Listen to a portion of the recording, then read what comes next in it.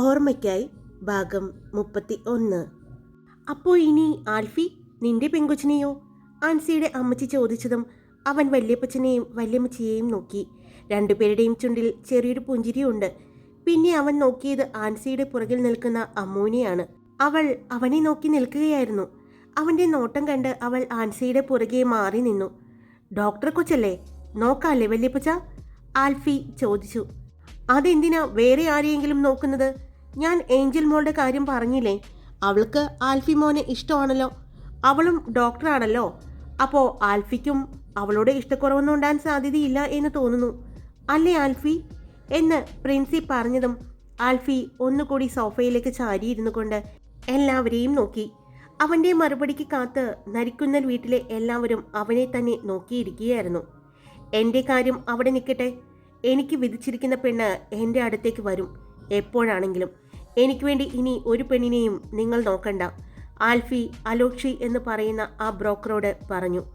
അയാൾ വല്യപ്പച്ചനെയും വല്യമ്മച്ചയെയും നോക്കി. അപ്പോൾ മോനെ, നീ ഏഞ്ചൽ മോളെ വിവാഹം കഴിക്കാൻ സമ്മതിച്ചുവോ? വളരെ സന്തോഷത്തോടെയും ആവേശത്തോടെയും പ്രിൻസി ചോദിക്കുന്നുണ്ട്. പ്രിൻസിയുടെ അടുത്ത് തന്നെ ഏഞ്ചലും നിൽക്കുന്നുണ്ട്. മുഖമെല്ലാം ചുവന്ന് തൊടുത്ത് നാണത്തോടെ നിൽക്കുന്ന അവളെ കണ്ടതും ആൽഫി പറഞ്ഞു, ഞാൻ പറഞ്ഞു എനിക്കുള്ള പെൺകുട്ടി എൻ്റെ അടുത്തേക്ക് വന്നു ചേരുക തന്നെ ചെയ്യും, പക്ഷേ അത് ഏഞ്ചൽ അല്ല.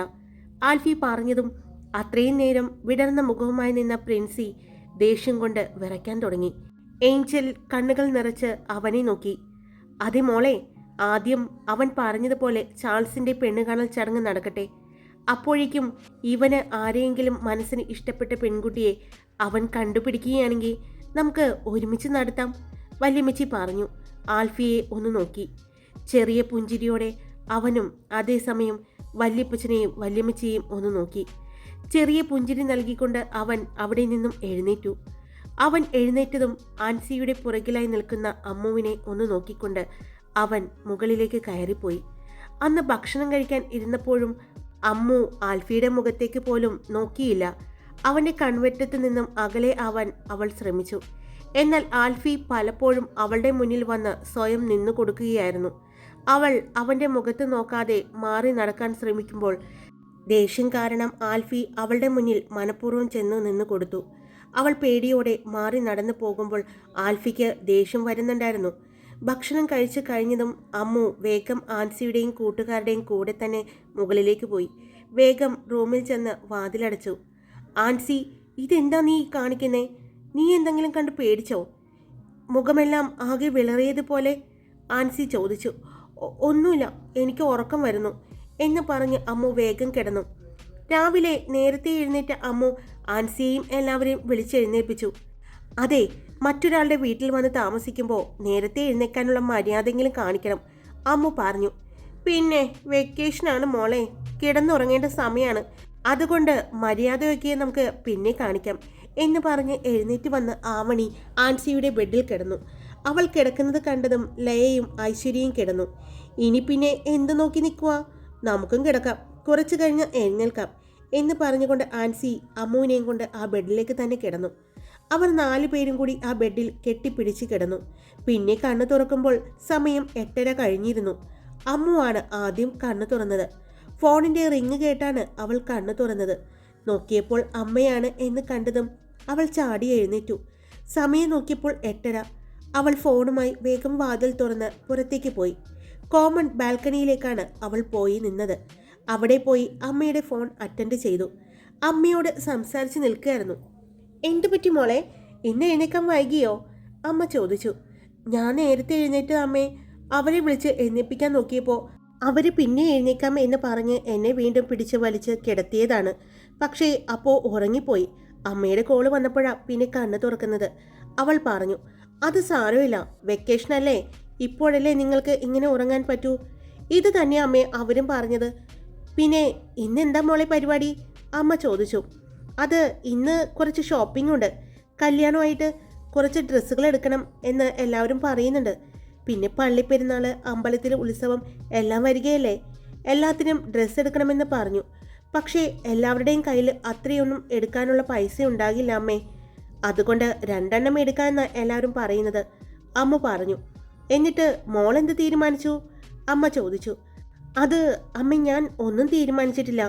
അമ്മ പറയ്, ഞാൻ എന്താ എടുക്കേണ്ടത്? അവൾ ചോദിച്ചു. മോൾക്ക് ഇഷ്ടമുള്ളത് എടുത്തോ അമ്മു. പിന്നെ ഇവിടെ വലിയപ്പച്ചൻ പറയുന്നത് കേട്ടു, എല്ലാവർക്കും ഡ്രസ്സ് എടുക്കണമെന്ന്. അപ്പോൾ ഞങ്ങൾക്കും എടുത്തു തരാമെന്ന് പറയുന്നുണ്ട്, അമ്മു പറഞ്ഞു. എന്നാൽ മോളൊരു കാര്യം ചെയ്യ്, കൂട്ടുകാർക്ക് എല്ലാവർക്കും ഓരോ ജോഡി ഡ്രസ്സ് വീതം മോള് കൂടി വാങ്ങിക്കൊടുക്ക്. അത് പക്ഷേ ഞാൻ വാങ്ങിക്കൊടുത്ത അവർ സമ്മതിക്കോ?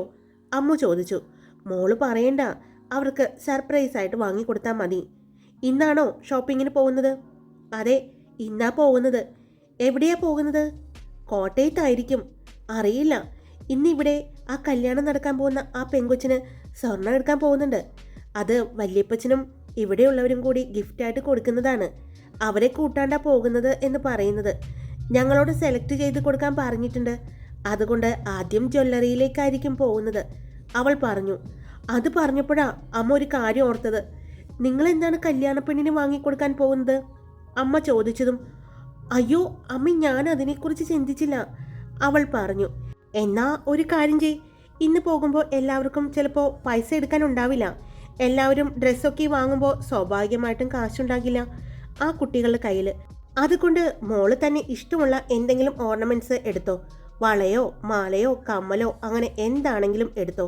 അതിൻ്റെ പൈസ മോളുടെ അക്കൗണ്ടിൽ അമ്മ ഇട്ടേക്കാം. വേണ്ട അമ്മേ, അക്കൗണ്ടിൽ പൈസയുണ്ട്. മുത്തശ്ശന് ഇട്ടിട്ടുണ്ടായിരുന്നു കഴിഞ്ഞ ദിവസം. അമ്മ ഇട്ടിട്ടുണ്ടല്ലോ. ഞാനൊന്നും എടുത്തിട്ടില്ല, എനിക്കതിൻ്റെ ആവശ്യം വന്നിട്ടില്ല. അതുകൊണ്ട് ഞാൻ വാങ്ങിക്കോളാം. ഞാൻ എന്തായാലും സെലക്ട് ചെയ്തിട്ട് അമ്മയ്ക്ക് ഫോട്ടോ അയച്ചു തരാം. അമ്മ കൂടി നോക്കിയിട്ട് ഒന്ന് പറഞ്ഞാൽ മതി, എന്നിട്ട് കൊടുക്കാം. ഞങ്ങളെല്ലാവരും കൂടി വാങ്ങിക്കൊടുക്കുന്നതായിട്ട് കൊടുക്കാം, അല്ലേ അമ്മേ? അതെ, വേണമെങ്കിൽ കല്യാണത്തിൻ്റെ തലേദിവസം കൊടുത്തോളൂ. അപ്പോൾ ആ കുട്ടിക്ക് കല്യാണത്തിന് അത് അണിയാലോ. അപ്പോൾ അമ്മ വരില്ലേ? വരാൻ പറ്റുമെന്നാണ് എനിക്ക് തോന്നുന്നത്. എന്തായാലും ഞാൻ നോക്കട്ടെ. ഞാൻ വരികയാണെങ്കിൽ എന്തെങ്കിലും വേറെ കൊണ്ടുവന്നോളാം. ഞാനും മുത്തശ്ശനും കൂടി അത് നോക്കട്ടെ. ശരി. പിന്നെ അമ്മൂസേ, നിനക്ക് എന്തെങ്കിലും ഇഷ്ടമാണെങ്കിൽ നീ വാങ്ങിക്കോട്ടോ.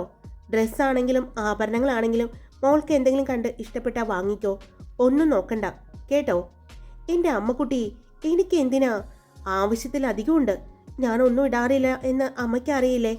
വല്ലപ്പോഴും അമ്പലത്തിൽ പോകുമ്പോഴാണ് ഞാൻ അമ്മയുടെ നിർബന്ധം കൊണ്ട് കൂടിയാ വല്ലത് ഇടുന്നത് തന്നെ. ശരി, എന്നാലും എന്തെങ്കിലും ഇഷ്ടപ്പെട്ട മോൾ എടുത്തോ. എപ്പോഴാ പോകുന്നത്? പോകുമ്പോൾ മെസ്സേജ് ഇട്ടോ. അമ്മ റെക്കോർഡിങ്ങിലായിരിക്കും, കണ്ടു എന്ന് വരില്ല. ശരി അമ്മേ, ഞാൻ എന്തായാലും ഇറങ്ങുന്നതിന് മുമ്പ് അമ്മയ്ക്ക് മെസ്സേജ് ഇട്ടേക്കാം. പിന്നെ അവിടെ ചെന്നിട്ട് വാങ്ങിയിട്ടാണെങ്കിലും ഞാൻ ഫോട്ടോ ഇട്ടേക്കാം. അമ്മ അഭിപ്രായം പറഞ്ഞിട്ട് ഞാൻ വാങ്ങൂ. അത് വേണ്ട മോളെ, നിങ്ങളെല്ലാവരും കൂടി ഒരുമിച്ച് ഇഷ്ടമുള്ളത് വാങ്ങിക്കോ. അവരുടെ അഭിപ്രായം ചോദിച്ചിട്ട് വാങ്ങിയാൽ മതി. ശരി അമ്മേ എന്ന് പറഞ്ഞ് അവൾ ഫോൺ കട്ട് ചെയ്തു. ഫോൺ കട്ട് ചെയ്ത് തിരിഞ്ഞപ്പോഴാണ് ബാൽക്കണിയുടെ വാതിൽ അടച്ചുകൊണ്ട് അതിൽ ചാരി നിൽക്കുന്ന ആൽഫിയെ കാണുന്നത്. മോർണിംഗ് വാക്ക് കഴിഞ്ഞ് വന്നതാണെന്ന് അവൻ്റെ ഡ്രസ്സ് കണ്ടപ്പോൾ അവൾക്ക് തോന്നി. കയ്യിൽ ഒരു കോഫി കപ്പ് ഉണ്ട്. കോഫി കപ്പ് സിപ്പ് ചെയ്തുകൊണ്ട് അവൻ അവളുടെ അടുത്തേക്ക് വന്നു. അവൾ ചുറ്റും ഒന്ന് നോക്കി.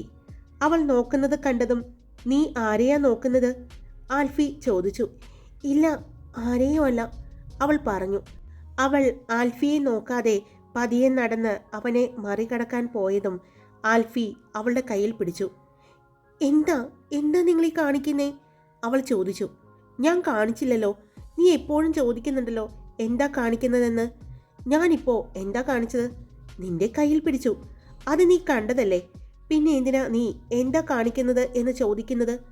ആൽഫി പറഞ്ഞു. കയ്യിന്ന് വിട്. അവൾ കയ്യിലെ പിടി പിടിക്കാൻ ശ്രമിക്കുന്നുണ്ട്. ആൽഫി പിടിച്ചിട്ടുണ്ടെങ്കിൽ അത് ഞാൻ തന്നെ വിചാരിക്കണം ആ കൈ വിടാൻ എന്ന് പറഞ്ഞുകൊണ്ട് അവളെ പിടിച്ച് വലിച്ച് അവനിലേക്ക് ചേർത്ത് നിർത്തി. അപ്പോഴും അവൻ്റെ ഇടത് കൈയിൽ കോഫി കപ്പുണ്ട്. അവൾ അവൻ്റെ അടുത്തേക്ക് ചേർന്ന് നിന്നു. പെട്ടെന്ന് അവൻ അവൾക്ക് ആലോചിക്കാൻ പോലും സമയം കൊടുക്കുന്നതിന് മുമ്പ് അവളുടെ അരയിലൂടെ ചുറ്റിപ്പിടിച്ചിരുന്നു. അവൾ ആൽഫിയുടെ മുഖത്തേക്ക് നോക്കി. രണ്ടുപേരും പരസ്പരം കണ്ണുകളിൽ നോക്കി. നീ കോഫി കുടിച്ചോ? ആൽഫി ചോദിച്ചതും അവൾ ഇല്ല എന്ന് തല അനക്കി. എന്നാ കുടിച്ചോ എന്ന് പറഞ്ഞ് അവൻ്റെ കയ്യിൽ ഉണ്ടായിരുന്ന കോഫി കപ്പ് അവളുടെ അടുത്തേക്ക് കൊണ്ടുവന്നു. അവളുടെ ചുണ്ടുകളിൽ മുട്ടിച്ചു. വേണ്ട, ഞാൻ പിന്നെ കുടിച്ചോളാം, അവൾ പറഞ്ഞു. അതെന്താ, നീ ബ്രഷ് ചെയ്തില്ലേ? അവൻ ചോദിച്ചു. അവൾ ചെയ്തു എന്ന് തല അനക്കി. എന്നാ പിന്നെ കുടിച്ചോ എന്ന് പറഞ്ഞ് അവളുടെ ചുണ്ടിലേക്ക് പതിയെ കോഫി ചരിച്ചു കൊടുത്തു. കോഫി ചുണ്ടിൽ മുട്ടിയപ്പോഴും അമ്മുവിൻ്റെ കണ്ണുകളിലേക്ക് തന്നെ നോക്കി നിൽക്കായിരുന്നു ആൽഫി. തിരിച്ച് അവളും. കോഫി അവൾ കുടിച്ച് ഇറക്കുമ്പോൾ ആൽഫിയുടെ ചുണ്ടിൽ പുഞ്ചിരി വിരിഞ്ഞു. പതിയെ കോഫി കുടിച്ച് ഇറക്കിയതും അവൾ മതി എന്നുള്ള രീതിയിൽ കപ്പ് ചുണ്ടിൽ നിന്നും മാറ്റി. മതിയോ? അവൻ ചോദിച്ചു. അവൾ ചെറുതായി തലയണക്കി. കോഫി കപ്പ് തിരിച്ചു പിടിച്ച് അവൾ കുടിച്ച ഭാഗത്തു നിന്ന് തന്നെ കോഫി കുടിച്ചു. അപ്പോഴും രണ്ടുപേരുടെയും കണ്ണുകൾ തമ്മിൽ കോർത്ത് തന്നെ നിൽക്കുകയാണ്. ഞാൻ പോയിക്കോട്ടെ. പെട്ടെന്ന് എന്തോ ഓർത്തതും അമ്മു അവൻ്റെ നോട്ടത്തിൽ നിന്നും കണ്ണ് മാറ്റിക്കൊണ്ട് പറഞ്ഞു. പോവണ്ട എന്ന് ആൽഫി ഒന്നുകൂടി അവളെ ചേർത്ത് നിർത്തിക്കൊണ്ട് പറഞ്ഞു. അപ്പോൾ എന്നോട് ഇനി കണ്ട സംസാരിക്കുമോ? മുഖം തിരിച്ച് നടക്കുമോ? അവൻ ചോദിച്ചു. അവൾ അതിന് മറുപടി ഒന്നും കൊടുത്തില്ല. പറയ്, എന്നെ കാണുമ്പോൾ ഇനി മുങ്ങി നടക്കുമോ എന്ന്. പറയാതെ നിന്നെ ഞാൻ വിടില്ല. ആൽഫി പറഞ്ഞതും അവൾ നടക്കില്ല എന്ന് പതിയെ പറഞ്ഞു. വാക്ക് പറഞ്ഞ വാക്കായിരിക്കണം. ഇനി എൻ്റെ മുന്നിൽ വരാതെ മാറി നടന്നാൽ ഇങ്ങനെ ആയിരിക്കില്ല ആൽഫി പ്രതികരിക്കുന്നത്. കേട്ടല്ലോ എന്ന് പറഞ്ഞ് അവളുടെ കവിളിൽ കൈവച്ചു. എൻ്റെ മുന്നിൽ വന്ന് പെടാതെ മാറി നടക്കുമ്പോൾ എൻ്റെ നെഞ്ചിൽ ഒരു വിങ്ങലാണ്. അവൻ അവളുടെ കവിളിൽ കൈവച്ചുകൊണ്ട് തന്നെ പറഞ്ഞു. അവൻ അവളുടെ കണ്ണുകളിലേക്ക് നോക്കി. ഇവിടെ ഒരു വിങ്ങലാണ് എന്ന് പറഞ്ഞ് അവൻ അവളുടെ കവിളിൽ പിടിച്ച് കൈയെടുത്ത് അവൻ്റെ നെഞ്ചിൽ വെച്ചുകൊണ്ട് പറഞ്ഞു. അപ്പോഴും അവളൊന്നും മിണ്ടിയില്ല. ചെല്ല് വേഗം റെഡി ആയിട്ട് വാ. എല്ലാവർക്കും കൂടി ഷോപ്പിങ്ങിന് പോകാം എന്ന് പറഞ്ഞതല്ലേ? ആൽഫി പറഞ്ഞതും അവൾ അവൻ്റെ അടുത്ത് നിന്ന് മാറാൻ ശ്രമിച്ചു.